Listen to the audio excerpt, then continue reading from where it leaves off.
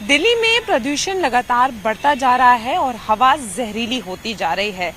दिल्ली ने दिवाली तो मना ली और उसके बाद अब 2 हफ्ते हो गए हैं, फिर भी जो AQI है वो खराब श्रेणी में है और जो हवा है वो लगातार जो है वो खराब होती जा रही है। इस वक्त मैं इंडिया गेट पे मौजूद हूँ और एक बार मैं आपको दिखाना चाहूंगी कि विजिबिलिटी आप देखिए ना के बराबर है और इसी तरीके से जो स्मॉग की चादर है वो छाई हुई है और अभी कुछ दिनों तक भी ये मंजर जो है ऐसे ही देखने को मिलेगा, क्योंकि जो हवा है वो 3 हफ्ते हो चुके हैं दिल्ली की इसी तरीके से खराब श्रेणी में जा रही है।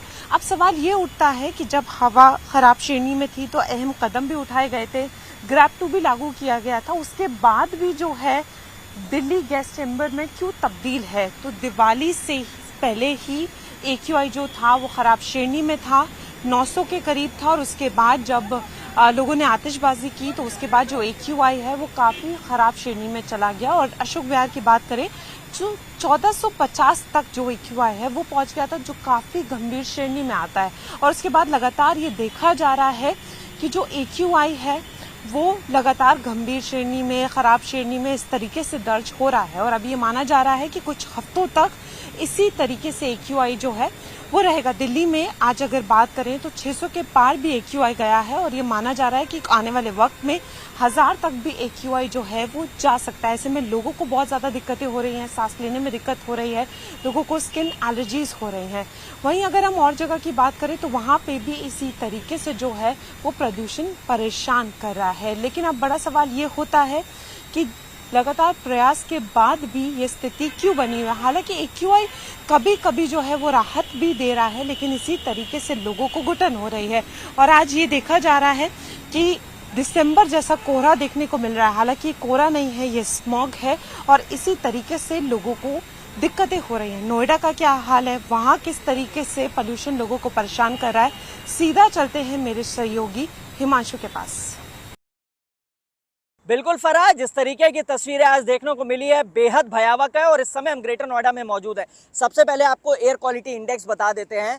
दिल्ली का एयर क्वालिटी इंडेक्स 400 के करीब दर्ज किया गया है। नोएडा का एयर क्वालिटी इंडेक्स 312 के आसपास दर्ज किया गया है और साथ ही ग्रेटर नोएडा का एयर क्वालिटी इंडेक्स 350 के आसपास दर्ज किया गया है। मैं कैमरामैन से रिक्वेस्ट करूंगा सबसे पहले आपको तस्वीरें दिखाएं। आज की तस्वीरें बेहद भयावह हैं, जिस तरीके से प्रदूषण का ग्राफ एकाएक बढ़ा है और सुबह से पूरा शहर, ना सिर्फ नोएडा ग्रेटर नोएडा बल्कि दिल्ली NCR में गाजियाबाद तक जो शहर है वो एक सफ़ेद चादर से ढका हुआ है और सफ़ेद चादर की ढकने की वजह से आप देखेंगे कि धुंधलापन दिखाई दे रहा है, यानी विजिबिलिटी जिसकी हम बात करते हैं, विजिबिलिटी बेहद कम है। विजिबिलिटी बात करें तो आज करीब 50-100 मीटर के आसपास है और ऐसे में हादसे होने की संभावनाएं रहती हैं। आपको बता दें कि नोएडा ग्रेटर नोएडा एक्सप्रेसवे पर कुछ दिन पूर्व हादसा भी हुआ था और सुबह 6 बजे हुआ था। उस वक्त भी माना जा रहा था कि जो धुंध थी उसकी वजह से, जो कोहरा था उसकी वजह से यह हादसा हुआ, जिसमें 5 लोग की जान चली गई थी। लगातार गौतम बुद्ध नगर पुलिस कमिश्नरेट ने भी एक इनिशिएटिव लिया है और जागरूकता अभियान चलाया जा रहा है। लोगों को डू एंड डोंट्स बताए जा रहे हैं। हाईवेज और एक्सप्रेसवे पर गाड़ियों चलाने के स्पीड लिमिट निर्धारित करने की बात की जा रही है। आपको बता दें नोएडा और ग्रेटर नोएडा एक्सप्रेसवे, साथ ही यमुना एक्सप्रेसवे पर जो स्पीड लिमिट है वो 100 किलोमीटर प्रति घंटे की है। इसको भी मिनिमाइज करने की बात चल रही है। जल्द ही इस पर भी नियम लागू कर दिया जाएगा और स्पीड लिमिट जो है वो करीब 80 किलोमीटर प्रति घंटे और भारी वाहनों की 60 किलोमीटर प्रति घंटे रफ्तार कर दी जाएगी। लगातार ट्रैफिक विभाग की तरफ से भी ड्राइव चलाई जा रही है यमुना एक्सप्रेसवे पर खासतौर पे और यमुना एक्सप्रेसवे पर और नोएडा ग्रेटर नोएडा एक्सप्रेसवे पर, ताकि जो स्पीड है उसको निर्धारित किया जा सके और न सिर्फ चालान की कार्रवाई बल्कि जागरूकता अभियान भी चलाया जा रहा है। अब हम आपको विजिबिलिटी दिखाते हैं। मैं कैमरामैन से कहूँगा आपको दिखाएं। मैं खुले मैदान में खड़ा हूँ और करीब ये दायरा 200 मीटर के आसपास है, लेकिन आप देखेंगे विजिबिलिटी 0 है, कुछ भी नहीं दिखाई दे रहा और ऐसे में हादसे की जो संभावनाएं होती वो प्रबल होती, वो ज़्यादा होती हैं। आप देखेंगे मेरे ठीक पीछे ये बिल्डिंग है 50 से 70 मीटर की दूरी पर, ये भी पूरी तरीके से धुंधली है। तो जाहिर तौर पे ऐसे में माना जाता है जब एयर क्वालिटी इंडेक्स बढ़ता है तो जो बुजुर्ग होते हैं और जो बच्चे होते हैं उनको सबसे ज़्यादा नुकसान होता है, सबसे ज़्यादा इफेक्ट उन्हीं बच्चों को करता है। फेफड़े क्योंकि बच्चों के छोटे होते हैं वो जल्दी PM 2.5 और PM 10 के जो पार्टिकल्स होते हैं वो नुकसान करते हैं, और साथ ही जो बुजुर्ग होते हैं, जो एस्थमेटिक पेशेंट्स होते हैं। आज जिस तरीके से चीफ मेडिकल सुपरिटेंडेंट जिला अस्पताल की उनसे भी बात की तो सुबह बताया गया कि आज मरीजों की संख्या भी जो रेगुलर रहती है उनसे ज़्यादा थी। वजह सिर्फ यही थी, लोगों को आंखों में जलन थी, गले में खसखस थी और इस तरीके की समस्याएं थी, सिर में दर्द था, स्किन की इचिंग थी। उसकी वजह यही था कि जिस तरीके से प्रदूषण का ग्राफ बढ़ा है। आपको बता दें आज का तापमान भी अगर आज बात करें तो तापमान में भी न्यूनतम और अधिकतम में काफ़ी गिरावट दर्ज की गई है।